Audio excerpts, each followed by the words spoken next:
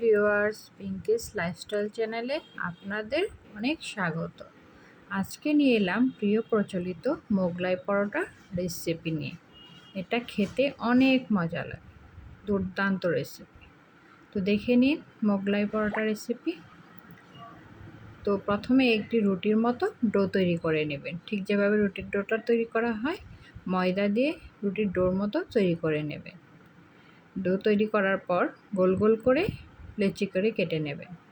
তো এটা আমি রুটির আকারে বেলে নিচ্ছি, তবে নর্মাল রুটির মতো নয়, এটা অনেকটা বড় রুটি হবে আর একদম পাতলা হবে, যেন এই পাশ থেকে ও পাশ দেখা যায়। যতটুকু বড় করা যায়, যতটুকু পাতলা করা যায়। মোগলাই পরোটার রুটিটা সাধারণত অনেকটা পাতলা হয়। দেখুন আমি আস্তে আস্তে করে বড় করে রুটির ডোটা বেলে নিচ্ছি।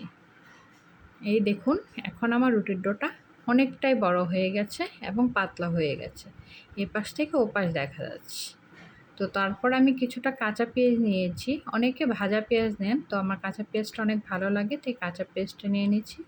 একটু কাঁচা পাকা লঙ্কা কুচি করে কেটে নিয়েছি, পেঁয়াজ কুচি আর কাঁচা লঙ্কা কুচি। তারপর দিয়ে দিলাম 1 চিমটি লবণ, একটু টেস্টিং সল্ট, একটু গোলমরিচ গুঁড়ো আর একটু চাট মশলা, আর তাতে দিয়ে দিলাম একটু বিট লবণ।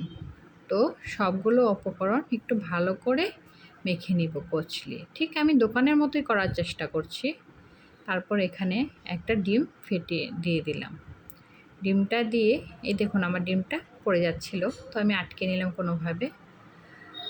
সবগুলো উপকরণ আমি একসাথে মেখে নিলাম। মেখে নিয়ে একটু অল্প পাশে ছড়িয়ে দিলাম, সবটা জুড়ে নয়, কিছুটা অল্প পাশে ছড়িয়ে দিলাম। ছড়িয়ে দেওয়ার পর আমি দুপাশ থেকে ভাঁজ করে নেব, লম্বালম্বিভাবে এক পাশ ভাঁজ করে নেব, তারপর অপর পাশ ভাঁজ করে নেব। দুপাশ ভাঁজ করা হয়ে গেলে আর উল্টা দুপাশ সেদিক দিয়ে ভাঁজ করে নেব, যেন ভিতরে ডিমের পুরটা কোনোভাবেই বের হয়ে না যায়। চুলায় দেওয়ার পর যেন ওটা ছড়ে না যায়, সেই জন্য ভালো করে চতুর্দিক চেপে চেপে ভাঁজটা দিতে হবে, যেন বের হয়ে না যায়, তাহলে ভাজাটা নষ্ট হয়ে যাবে। তো আমরা চলে গেলাম চুলাইতে কিছুটা তেল দিয়ে ফ্রাই প্যানে আমরা রুটিটা ছেড়ে দিলাম। এক পাশ ভালো করে কিছুটা ভাজা হবে। চুলাটা মিডিয়াম লোতে রেখে দেবেন, হাই ফ্লেমে নয়, তাহলে পুড়ে যাবে। তো আমরা কিছুক্ষণ ভেজে নেওয়ার পর এটা অপর পাশে উল্টে দেব।